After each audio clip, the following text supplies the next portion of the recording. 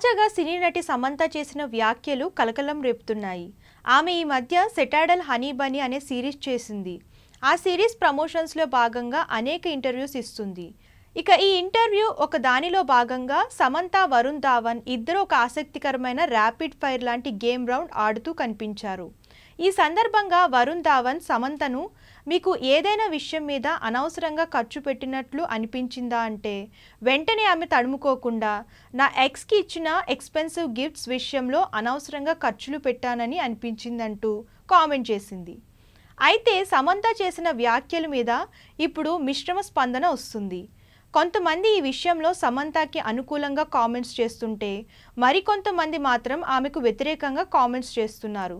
ముఖ్యంగా నాగచైతన్య బ్రేకప్ నుంచి ఆమె ఇంకా బయటకు వచ్చినట్లు కనిపించడం లేదని, ఆయన మరో పెళ్లి చేసుకోవడానికి సిద్ధమవుతున్న నేపథ్యంలో తన ఆవేదన ఇలా వ్యక్తం చేస్తుందంటూ కొందరు కామెంట్స్ చేస్తున్నారు. మరికొంతమంది ఆమె విడాకుల తర్వాత ఎలాంటి భరణాన్ని ఆశించలేదు, అలాంటప్పుడు నాగచైతన్య కోసం పెట్టిన ఖర్చు విషయంలో ఆమె కామెంట్ చేస్తే తప్పేంటని కామెంట్ చేస్తున్నారు. కొంతమంది ఆమె మీద జాలి చూపిస్తుంటే మరికొందరు ఆమె అడిగిన దాంట్లో తప్పేంటి అని ప్రశ్నిస్తున్నారు.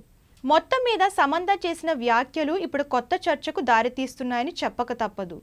అయితే మరికొంతమంది కామెంట్స్ ప్రకారం సమంత నాగచైతన్య గురించి మాట్లాడి ఉండకపోవచ్చని, ఎందుకంటే నాగచైతన్య కంటే ముందే ఆమె ఒకరిద్దరి హీరోలతో ప్రేమాయణం నడిపినట్లు ప్రచారం జరిగిందని, కాబట్టి బహుశా వారి గురించి ఆమె ఇలా మాట్లాడి ఉండవచ్చని కామెంట్స్ చేస్తున్నారు.